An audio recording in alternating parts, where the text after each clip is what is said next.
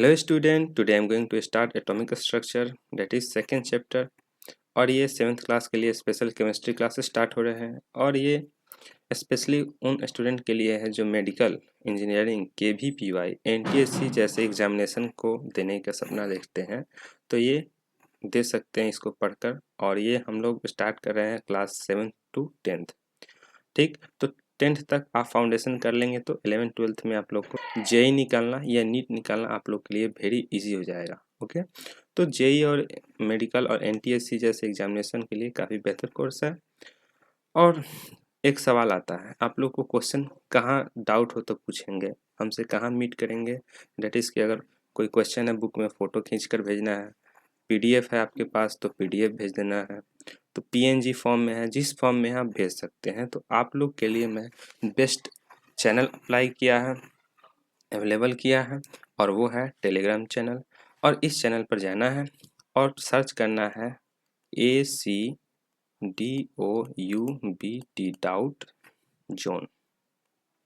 Okay, और इतना search करने पर अपना चैनल जो है उसका लोगो ऐसे करके आएगा जैसे कि आप लोग जानते हैं पहले से।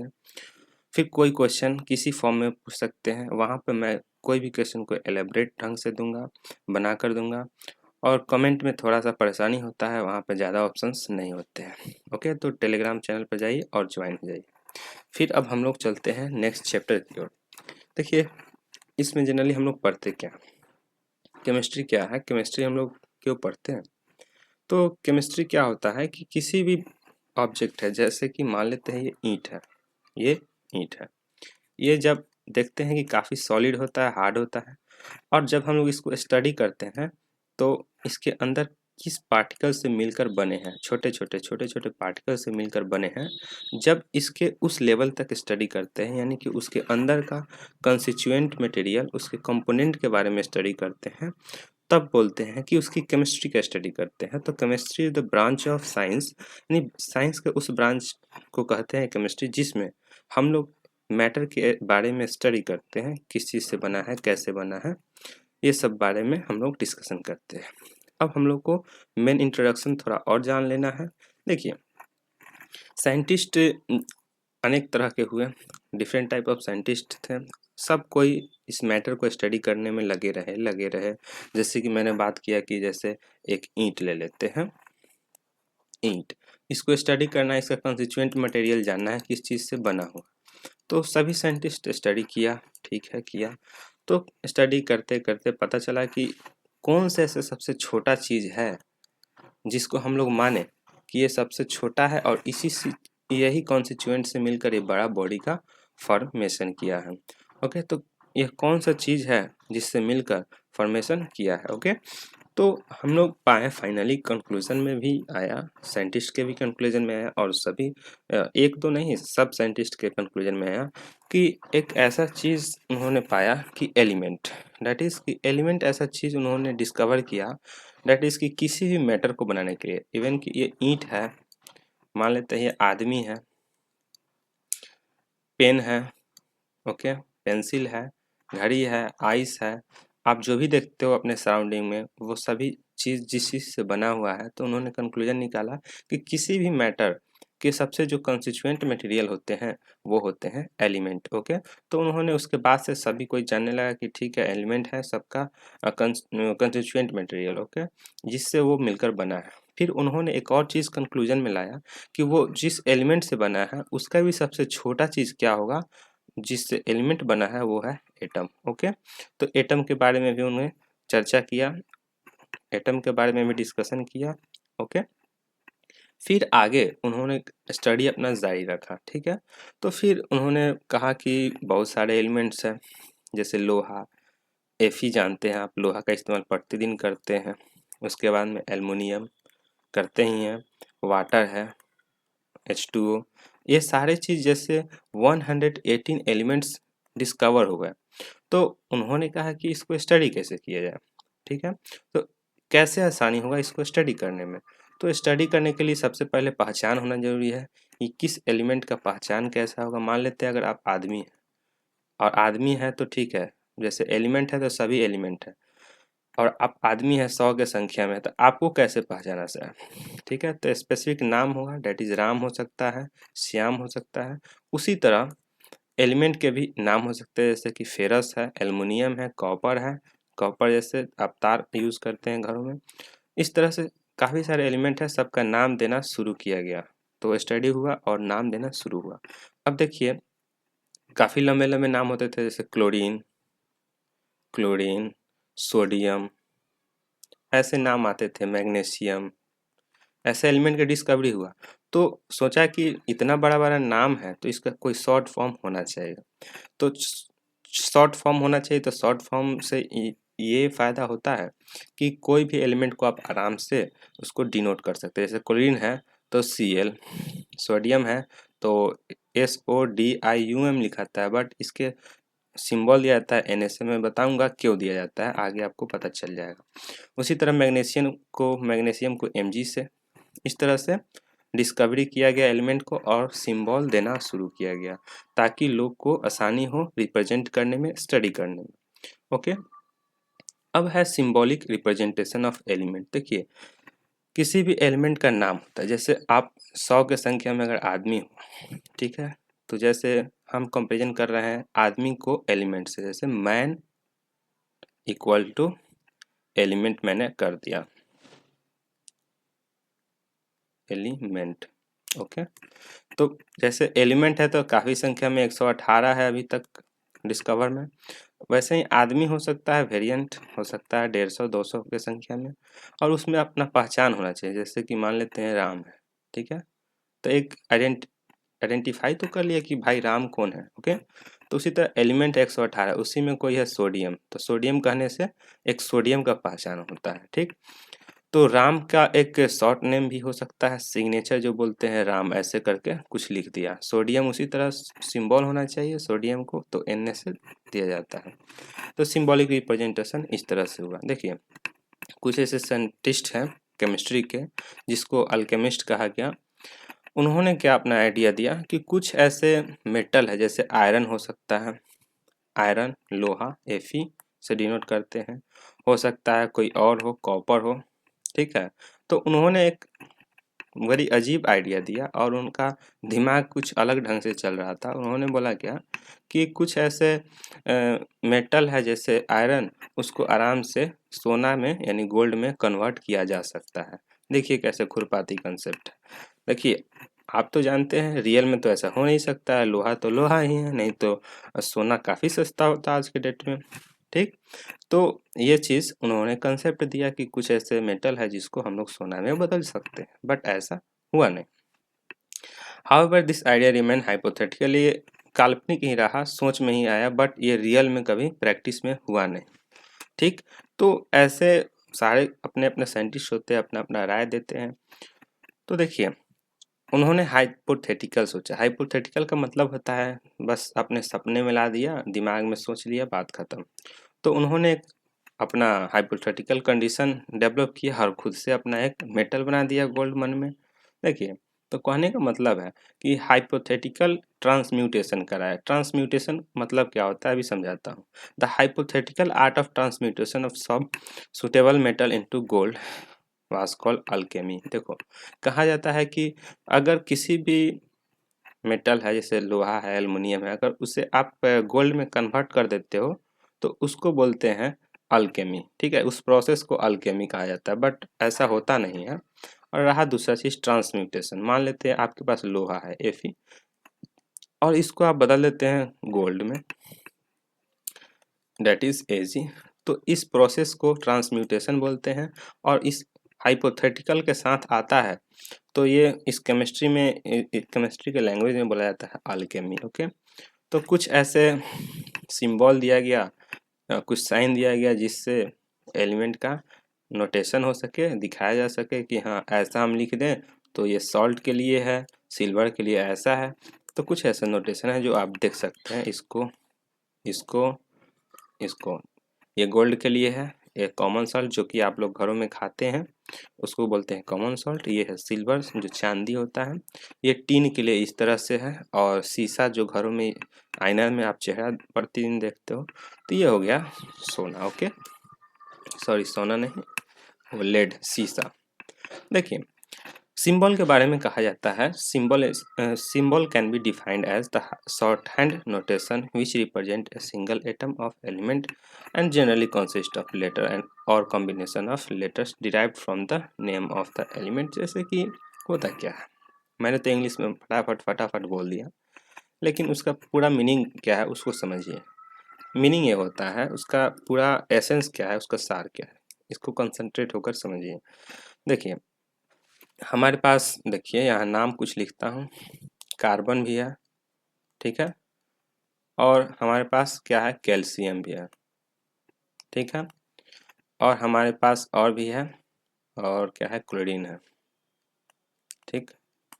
होता है क्या है, इसके जो शॉर्टकट लिखने का तरीका है इसको बोलते हैं सिंबल। सिंबल एक तरीका है शॉर्ट हैंड, जैसे कि मान लेते हैं अपना सिग्नेचर करते हो, मान लेते हो अभी से तुम लोग सिग्नेचर करना चाहते हो कि चलो मेरा नाम है श्याम, SHYAM, तो एस ऐसे करके कुछ लिख देते हो।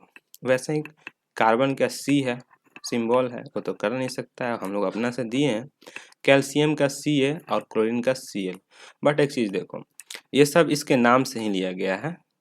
जैसे C है तो C लिया गया है, और एक ही कोई एक लेटर से है, कोई दो लेटर से है, और दो लेटर में कोई डिफरेंट है, कोई सेम नहीं होता है।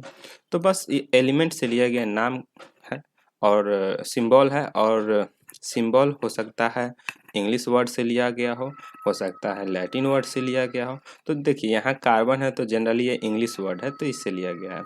अब मैं बात किया था सोडियम, SODIUM, ओके, Na से हम लोग डिनोट करते हैं। देखिए इसके नाम में Na कहीं है नहीं ना है, बिकॉज कि ये लैटिन वर्ड से लिया गया है, और लैटिन में सोडियम को बोला जाता है नाइटेरियम, नाइटेरियम, और Na इससे लिया गया है। तो इस तरह से काफ़ी एग्जाम्पल आपको देखने को मिलेगा आगे। और यहाँ इंपॉर्टेंट चीज़ यही समझना है कि हम लोग सिंबल इस्तेमाल क्यों करते हैं। तो सिंबल एक शॉर्ट नोट है, यानी कि शॉर्ट हैंड नोटेशन है, शॉर्टकट में उसको रिप्रेजेंट करते हैं किसी भी एक एटम को। तो इसी तरह से हो सकता है एक लेटर से हो सकता है दो लेटर से, ओके, और यही होता है। हो सकता है कोई इंग्लिश वर्ड से लिया गया हो और कोई लिया गया हो लैटिन वर्ड से, ओके। तो इसी तरह से एक साइंटिस्ट आए बाद में, वही क्या किए, सिंबल लिखना शुरू किए, और वो साइंटिस्ट हुए थे बर्जेलियस। ये प्यारा सा नाम है बर्जेलियस, और ये ईयर था उस समय 1814, और उस समय एटम को रिप्रेजेंट करने का बहुत खूबसूरत तरीका निकाले। अब हम लोग समझते हैं कि एक लेटर से कैसे सिंबल रिप्रेजेंट करते हैं। देखिए ज़्यादातर केस में ऐसे देखा गया है कि first letter of the name of the element in capital letter is used as a symbol.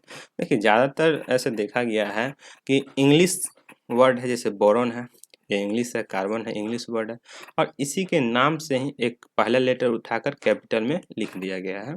तो ऐसे ज़्यादातर देखने को आपको मिलेगा। कार्बन है C, फ्लोरीन है F, हाइड्रोजन है H, फॉस्फोरस है P, बट थोड़ा और वेरिएंट मिलेगा, ओके। तो ये तो हो गया उसका फर्स्ट लेटर उसके नाम से ले लिया गया, और ये जनरली इंग्लिश वर्ड है। कुछ ऐसे भी है जो जिसका फर्स्ट लेटर सबका सिमिलर हो जाता है। जैसे हम बताते हैं होता क्या है, when the name of two और more elements have same initial letter. जैसे मैंने पहले बताया था, कार्बन है, ठीक है, और कैल्शियम है, और कैडमियम है। इस केस में आप क्या कीजिएगा, इसका नाम कैसे दीजिएगा, इनिशियल तो सेम है।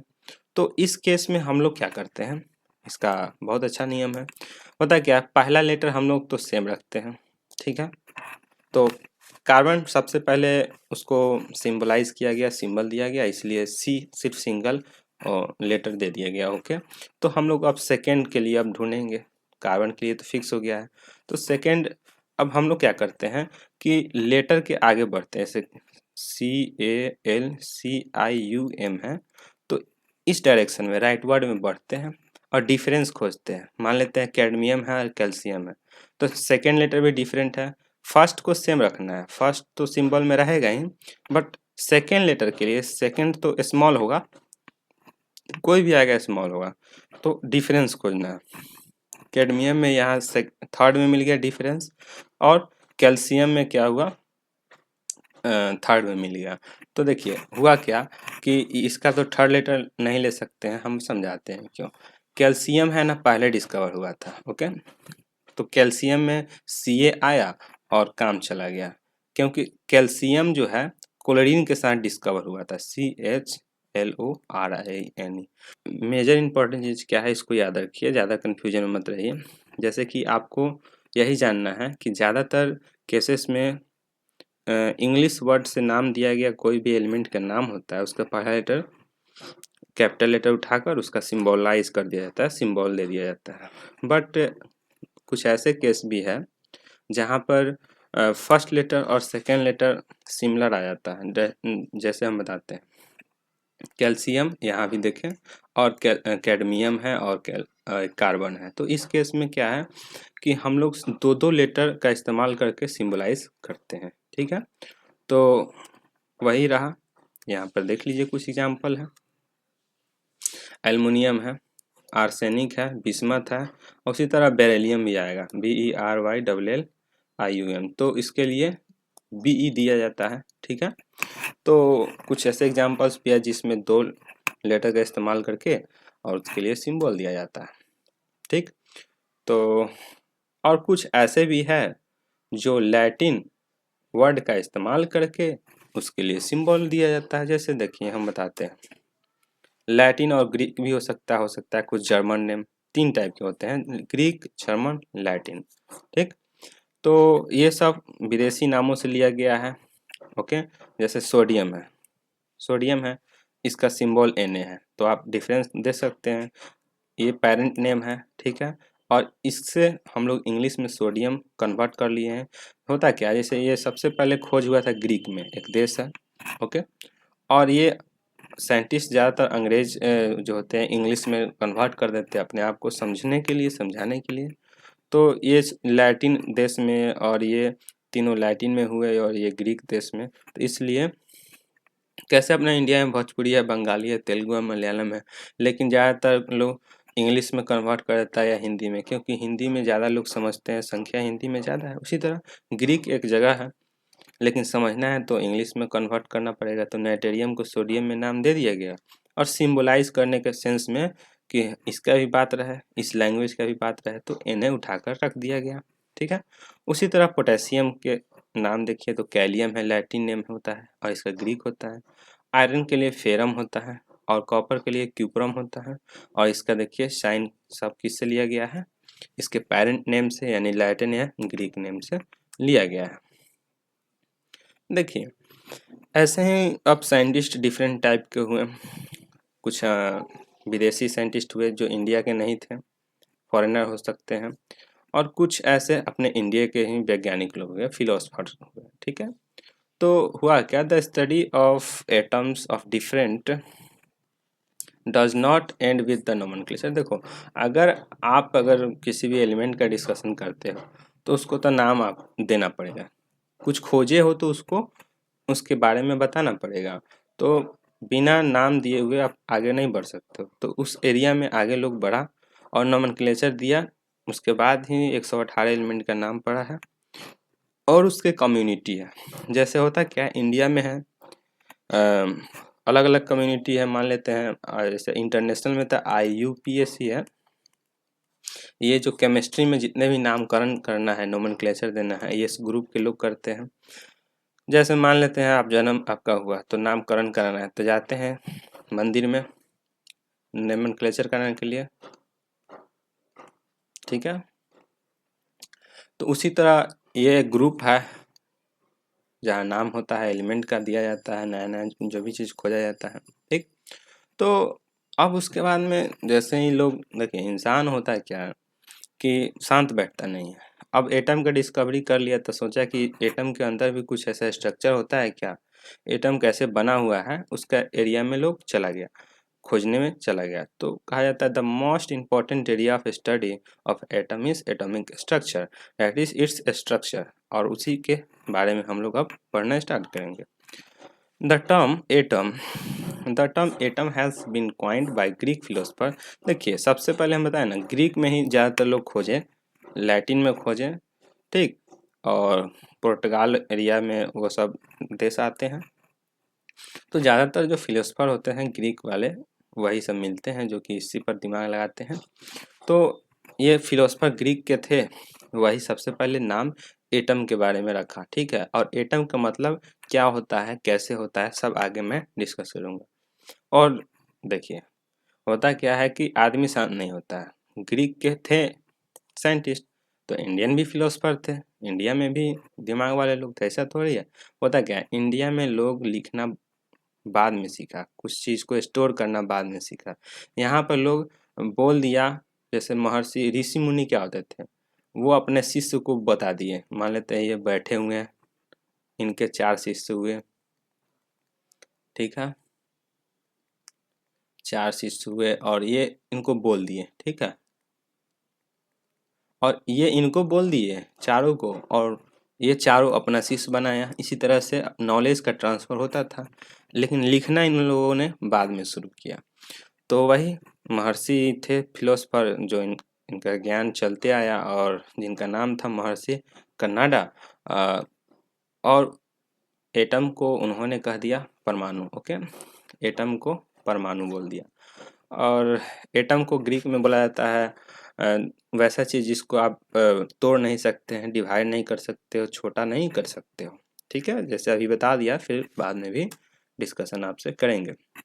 देखिए हुआ क्या, 19वीं सेंचुरी में वही डाल्टन साहब ग्रीक के थे, आए और एक्सपेरिमेंट किए और ऑब्जर्व किए और उसका जो थ्योरी था उन्होंने दे दिया भाई। तो वही चीज़ कहा जा रहा है, इन 19th century John Dalton based on certain observation and experimental result, ठीक है, postulated a theory which regarded atom as a fundamental building block of matter। देखिए जितना भी मैं इंग्लिश में बोला बहुत इंपॉर्टेंट चीज़ था।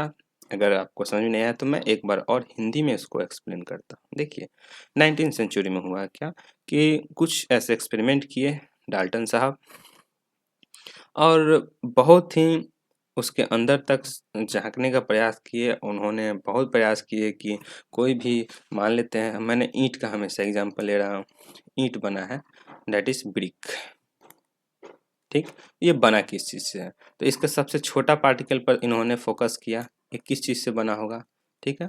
तो मान लेते हैं लकड़ी है, इसको काटते जाए, मान लेते हैं लकड़ी है, खूब काटे, कुनाई बन जाता है, छोटा छोटा में। उसके बाद में सोचा कि अब इससे छोटा क्या होगा, छोटा हो ही नहीं रहा था।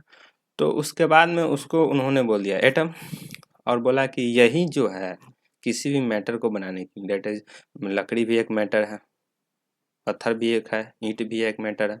तो किसी भी सब्सटेंस का, किसी भी मैटर का जो बिल्डिंग ब्लॉक है, जो जिससे चीज़ से बनता है ना कोई चीज़, उसको बोलते हैं बिल्डिंग ब्लॉक। जैसे मान लेते हैं अगर एक घर है, ये घर है, खिड़की है, ठीक है, ये रूम है, तो ये घर बना किस चीज़ से है, तो ईंट से, तो इसका बिल्डिंग ब्लॉक क्या हो जाएगा, ईंट।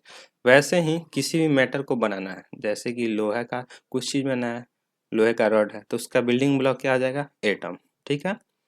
तो उन्होंने बोल दिया इस किसी भी सब्सटेंस का जो बिल्डिंग ब्लॉक होगा वो होगा एटम, ओके।